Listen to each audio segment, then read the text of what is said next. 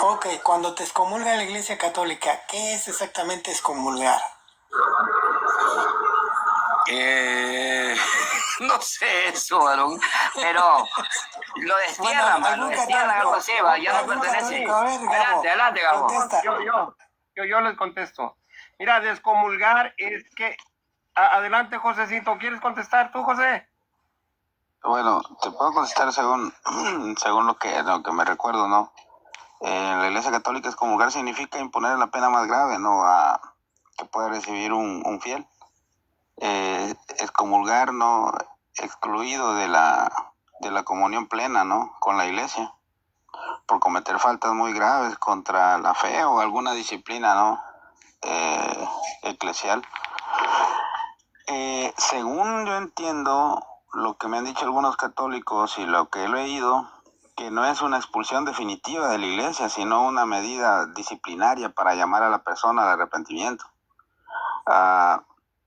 Porque ellos dicen, no, de que las personas que son excomulgadas, pues obviamente no les prohíben que vayan a misa o se congreguen, pero sí están privados de muchas cosas, como de bautizar a sus niños, de que hagan ellos primera comunión, de que paguen misas por sus difuntos. O sea, solo pueden ir a misa y ya no pueden ser partícipes de ningún sacramento o de ninguna actividad eclesiástica. Entonces, ¿qué es la excomunión, verdad? El catecismo de la Iglesia Católica, voy a ver si me recuerdo del numeral, ¿no? Que la excomunión es una sanción espiritual, dicen ellos, ¿no? Dicen, suspende la participación plena en la vida de la Iglesia, ¿no? Mejor yo, Josecito, mejor yo. Dale. Bueno, mira, descomulgado quiere decir que no vas a poder comulgar, o sea que estás, no te van a dar la comunión. Eso es lo que quiere decir, o sea, te reportan y dicen, a este no le podemos dar la comunión porque pues no creen la comunión, o sea, y entonces a ese ya está descomulgado. Eso es lo que yo entiendo, ¿verdad? Como laico, ¿verdad? Que a mí si me descomulgan, ya no puedo recibir la comunión.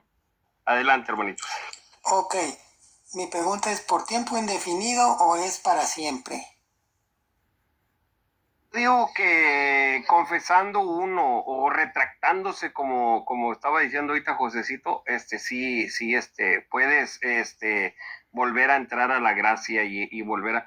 Es que lo que pasa que uno, al menos yo no puedo decir que Cristo no está en la Eucaristía, yo no puedo decir que no estoy comiendo el cuerpo y la sangre de Cristo, yo eso lo acepto y lo apruebo, ¿verdad? Pero ya que porque diga yo que la Biblia es infalible, pues ya, entonces no, o sea, ¿cómo puede decir Carlitos que la Biblia es infalible si no es nada más lo que Damaso dijo? Por eso había otros libros, por eso existe la Didache, por eso existen los otros evangelios, o sea, no todo está en la Biblia. Entonces, por eso de que la Biblia es infalible, que solo la Biblia, por eso a Lutero lo Bravo, Adelante, dame hermano. un texto bíblico o un documento donde diga que la Biblia no es suficiente. Además de hablar, va. Carlitos, es que yo no tengo documento, yo soy un laico común. Sí, pero usted tiene que responder. Cuando yo hablo, tengo que tener un respaldo de algo.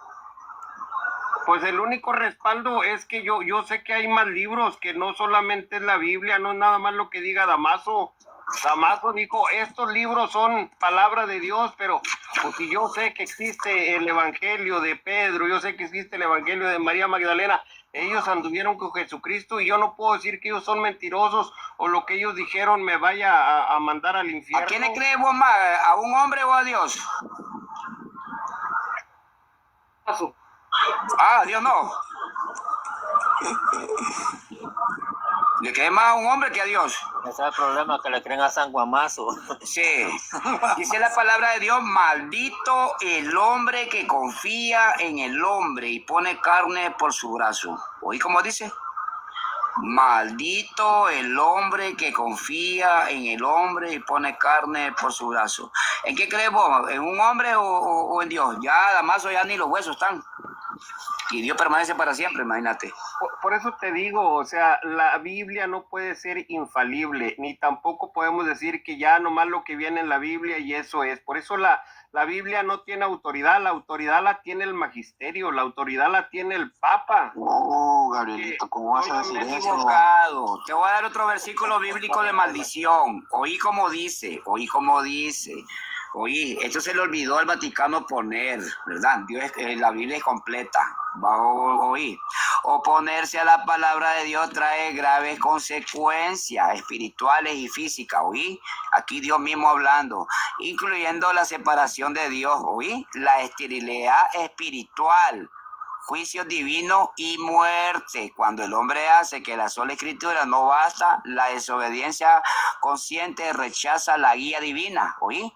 Llevando a la autodestrucción. ¿De quién? Del hombre. No importa el estatus que tenga el hombre, el mismo Papa puede ser, pero está llevando su autodestrucción y un camino de infructuosidad o improductividad, como lo ilustra la expulsión de Adán y Eva, el castigo de la esposa de Lot y la pérdida del trono de Saúl. Así puede ser excluido el que está sentado en Roma, ¿oíste? Porque es un hombre. Nunca vaya a comparar a un hombre con la superioridad de Dios, jamás.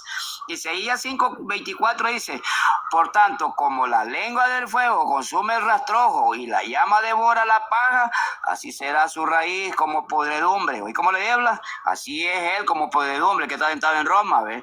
Y su flor se desvanecerá, ¿qué? Su vida como polvo, porque desecharon la ley de Jehová. ¿Oye? ¿Desecharon qué? La palabra de Dios de los ejércitos y abominaron la palabra del Santo de Israel. Advierte que quienes rechazan la ley de Jehová serán consumidos como rastrojo, como paja, dejando un rastro de muerte y sequedad. Al ignorar la verdad, conectando los pecados previos, avaricia, injusticia, orgullo, embriaguez, con su castigo inevitable. La destrucción no es un acto arbitrario, sino la consecuencia directa de haber desechado la palabra de Jehová. Instantánea y ineludible. ¿Qué quiere decir? Indica que el juicio será rápido y no dejará rastro de lo que antes parecía sólido. El Vaticano no es sólido. Y como dice, no va a quedar rastro de todo el Vaticano al negar la palabra de Dios. Son anatemas. La raíz como podredumbre. Mira que simboliza la fuente de vida y la estabilidad. Si la raíz se pudre, no hay esperanza de regeneración. La base misma de la doctrina está muerta. Todo el desarrollo doctrinal del Vaticano está muerto. Oíste, nunca pongas a un hombre por encima de Dios. Oíste, ni nunca pongas una doctrina por encima de la palabra de Dios, porque conlleva condenación. Si tenés buena retentiva, y si no aburro mucho, te voy a dar otro versículo bíblico donde dice también, mira, ve, Gálatas 6, versículos 7 y 8. No os engañéis, Dios no puede ser burlado. Todo lo que el hombre sembrare, eso cosechará. ¿Verdad? Porque el que siembra para su carne, de la carne segará corrupción. Mas el que siembra para el espíritu, del espíritu segará vida eterna. Oí que siembra para la carne, ¿qué va a segar? Corrupción. Pero el que siembra para el espíritu, ¿qué va a tener? Vida eterna. Pablo usa un tono severo, ¿oí? No engañéis, ¿verdad? Dios no puede ser burlado, para indicar que nadie puede eludir el juicio divino con apariencias externas, como lo hacen así ustedes, ¿verdad? Que ustedes buscan imágenes, ¿verdad? Esas son apariencias externas. Como le decía nuestro Señor Jesucristo a los fariseos, ¿verdad? Sepulcro blanqueado, ¿verdad? por andar ostentosos. Así andan también los curas que están en el Vaticano y los curas que están en todas las iglesias. La palabra griega para burlado significa literalmente despreciar, ¿verdad? Que Dios no puede ser burlado, o sea, Dios no puede ser despreciado. Oí como dice la palabra griega para burlado, ¿verdad? Todo lo que el hombre sembrare, eso también segará. Introduce una ley universal e inviolable, aplicada. El pasaje enseña que la gracia de Dios no anula la responsabilidad humana, ¿oí? El pasaje enseña que la gracia de Dios, ¿verdad?, no anula la responsabilidad de cada uno de nosotros al negar la palabra de Dios. Aunque no somos salvos por obra, nuestras acciones demuestran dónde está nuestro corazón. Si está con Dios o está con los hombres. Y si un creyente, ¿verdad?, descuida la comunidad o vive por sí mismo, enseña que lo que el hombre siembra, eso cosechará. Quien siembra para su carne es desobediencia o rechazo de la palabra, llevará destrucción, varón. ¿Oíste? Entonces nadie puede decir que la palabra de Dios no es suficiente. Ya te dije lo que dice Apocalipsis. Si alguien le añade, Dios le va a añadir todas las plagas escritas en la palabra de Dios. Y si alguien le quita directamente, Dios lo va a eliminar del libro de la vida, si es que está en el libro de la vida, ¿verdad? Y esto es para creyentes, ¿verdad? Para el que ha confesado a Cristo, pero ustedes nunca han confesado a Cristo, porque ustedes lo bautizan de niño y más que todo es un rito, no es válido ante los ojos de Dios. Dios desecha todo eso. También tengo un buen argumento sobre eso. Adelante. A ver, Jorge, preséntate. Jorge. ¿Cómo están, hijos míos? La Virgen los bendiga. Pecado concebida, Pastor Jorge. Pastor Jorge. No, el pastor ya anda hablando de mamita. Jorge. Ay, Dios mío. ¿Cómo están, hermanos? Dios me los bendiga. Amén, Buenos días, Dios le bendiga, Pastor Jorge. Pastor Jorge, Dime. la suficiencia de la Escritura es suficiente para que el hombre sea preparado para toda buena obra para con Dios. Claro, la suficiencia de la Escritura está en sí misma. Qué curioso, estaba escuchando, ¿no? Qué curioso que la Iglesia Católica, desde su lógica que forman que compilan el canon bíblico, omiten supuestamente los mismos libros. Si ellos tuvieran la autoridad, ¿por qué no incluyeron esos libros? Y hay una inconsistencia en ello, ¿no? Sencillamente por la razón de que si tú les preguntas, están unidos. Si tú investigas, por ejemplo, la Iglesia Católica Etíope, ellos tienen un canon de 81 libros, no de 76. ¿Por qué hasta en el Concilio de Trento, después de la Reforma, ellos dicen que dan por cerrado el canon? Es una respuesta a algo, porque ya desde mucho tiempo antes se traía una tradición de que a conveniencia se utilizaban libros, extralibros, extradescritos, y no.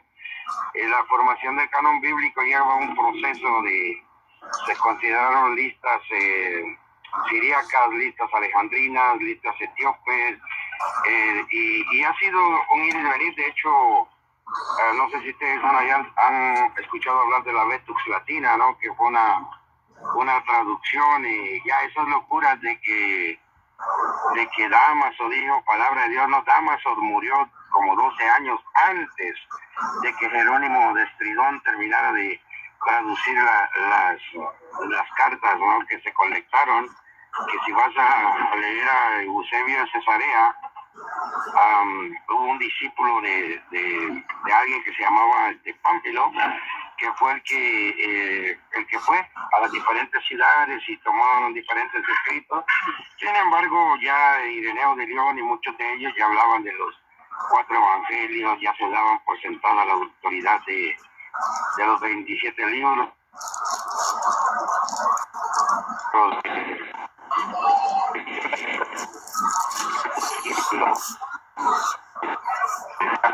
Y cuando dice Vulgata Latina, es que se tradujeron a idiomas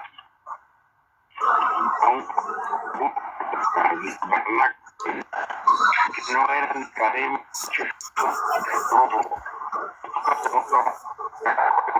Jorge, muévete tantito porque como que se te está yendo la señal. Casi no le oye, hermano. Casi no le Como oye, que te bueno. va la señal. Muévete tantito a ver si se compone.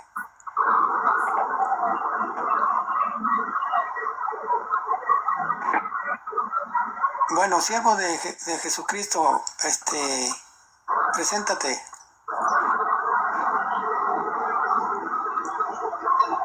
Siervo de Jesucristo, activa el micrófono y preséntate.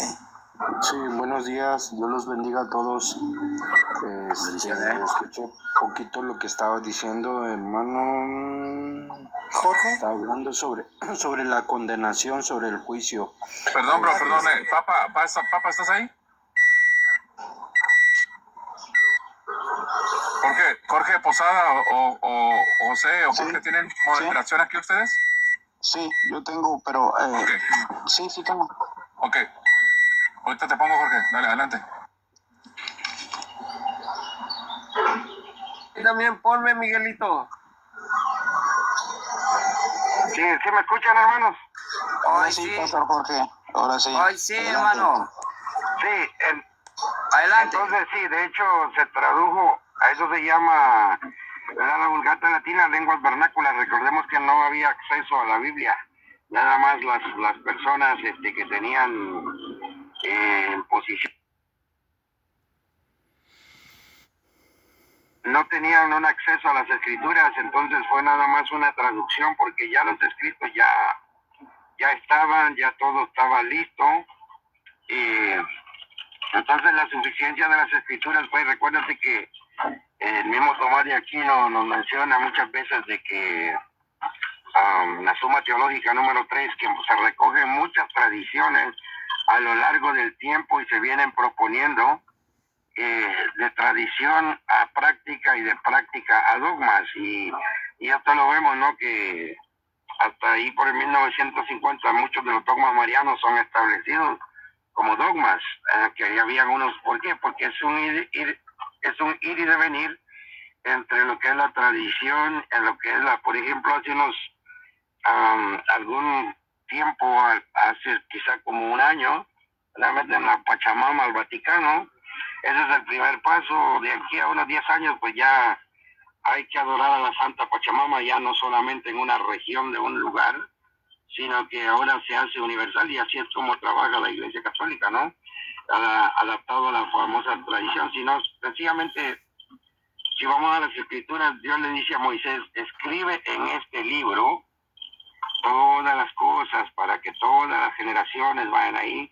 Lo mismo que se le dice a Josué, lo mismo que dice David a Salomón, Primera de Reyes capítulo 2 del verso 2 en adelante.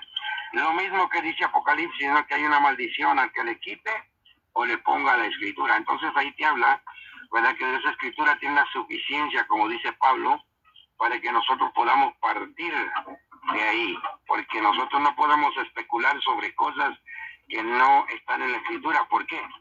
Porque la Biblia dice muy claramente, ¿no?, que lo revelado es para nosotros y lo secreto le pertenece a Dios. Y si dice todo lo revelado, Efesios 1:17 nos dice que Pablo dice que oraba para que Dios nos dé espíritu de sabiduría y de revelación en el conocimiento de Él, para saber a qué vocación, fíjate, habla de la palabra vocación, hemos sido llamados, dice, en Él, dentro de Jesucristo, el Logos, la palabra, no fuera de Él.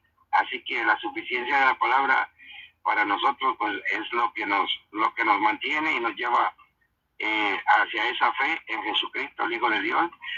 No hay fuera nada de eso, hermano, que nos pueda acercar a Cristo, ni vírgenes, ni santos, ni ningún rito, solamente dice Jesucristo. Adelante, hermano. Exactamente, Pastor Jorge, ¿no? Podemos identificar dentro de la escritura, ¿no? Que realmente la escritura es suficiente para la vida cristiana, ¿no? En 2 Timoteo 3:16, ¿no? Y 17. Entonces ahí se nos habla, ¿no? Pablo habla a Timoteo ¿no? De que toda escritura es inspirada por Dios, ¿no? Teopneustos, a fin de que el hombre de Dios sea perfecto, enteramente preparado para toda buena obra. Entonces, si la escritura puede producir todo eso en la vida del creyente, se eliminan o no son necesarias todo ese tipo de rituales o amuletos que conservan las tradiciones católicas. Además, otro punto de partida que usa el catolicismo para decir de que ellos hicieron la Biblia, acordémonos de que ellos presumen ser una sola iglesia, una misma iglesia desde el principio, pero el problema es que las tradiciones orientales tienen variaciones en los cánones, no tienen lo mismo, como mencionaba el pastor Jorge, ¿no? Los etíopes tienen más de 80 libros. Las iglesias ortodoxas griegas pues tienen incluso variaciones en el canon con la adhesión de Salmo 151 o en su credo con la cláusula filioque, que es el principal tema entre ellos, ¿no? Ahora bien, decir tan simple y llanamente, ¿no? Este Papa hizo las escrituras, es caer realmente en un argumento muy ambiguo y una ignorancia muy tremenda, porque en primer lugar no se ha podido demostrar de que efectivamente el famoso concilio de Roma existió. Si para los católicos los concilios dogmáticos son los ecuménicos, ese fue un sínodo o fue un concilio, y dónde están sus cánones, ¿verdad? Entonces, eso no lo van a poder responder. Aparte, señalando también de que antes de que Jerónimo publique la Vulgata, el mismo Dámaso, ¿no?, ya había fallecido, como bien lo menciona el pastor. ¿Cómo nosotros sabemos qué libros son los de las Escrituras? Por los criterios aplicados por el mismo Atanasio, ¿no?, de Alejandría, este obispo africano, y Orígenes, ¿no?, que son los principios de la no contradicción. O sea, ningún libro contradice al otro, sino que traen el mismo mensaje desde el Antiguo Testamento.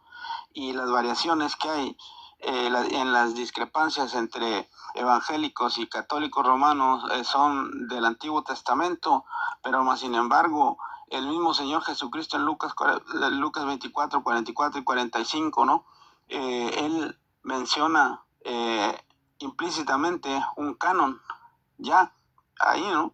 O cuando menciona también en Mateo, se me olvida la cita, de que donde dice desde la muerte del justo Abel, dice Zacarías que murió, dice el tabernáculo, dice claman por justicia, ¿no?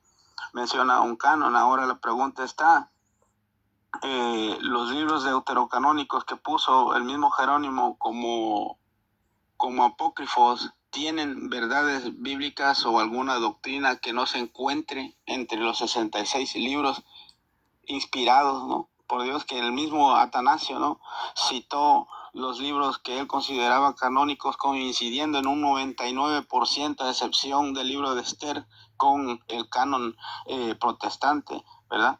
Son muchas cosas que tiene que responder el catolicismo romano, porque incluso dentro de sus filas hubieron personas que rechazaron la Vulgata de Jerónimo, como, si no estoy mal, creo que León Magno rechazó, ¿no?, la Vulgata, el mismo, creo que Agustín también, ¿no?, que se decantó por el canon muraturiano, ¿no?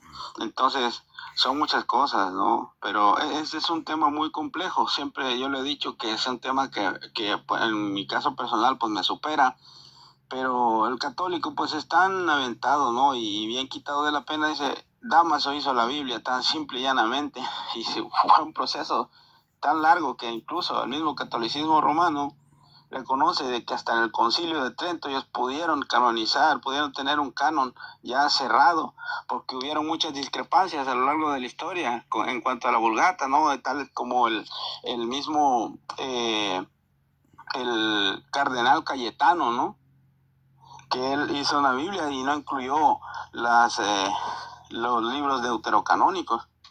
Fue hasta el Trento, hasta el siglo XV, y claramente después de que Lutero publicara la Biblia, la famosa Biblia de Gutenberg, ¿no? Adelante, hermano. Sí, solo para reforzar, hermano, lo que estamos hablando lo que ha dicho el hermano Jorge y usted, hermano José Posada, sí, en el primer siglo ya estaba escrita la palabra de Dios, ya estaba escrito el Nuevo Testamento. Justino Mártir lo reconocía también en el siglo II. De igual manera, Irineo de León en el 180, ¿verdad? Afirmó que la existencia, ¿verdad?, del conjunto definido, ¿verdad?, los 4 evangelios y también ¿cómo se llama? Los 4 evangelios y directamente a todo lo que era el Antiguo Testamento. También aquí podemos ver que el fragmento de Moratori también en el año 200 ya estaba escrito. Aún en el concilio de Nicea ya era reconocido los 27 libros canónicos. Aquí hay algo bueno donde le dije anteriormente que tanto Jerónimo como Cayetano se oponían a la palabra, porque, o sea, la anexión de los otros libros apócrifos, ¿verdad? Porque ya la existencia de la palabra de Dios estaba. Aquí lo único que hizo este señor de Dámaso fue simplemente decirle a Jerónimo, nada más. Permítame, aquí tengo, aquí.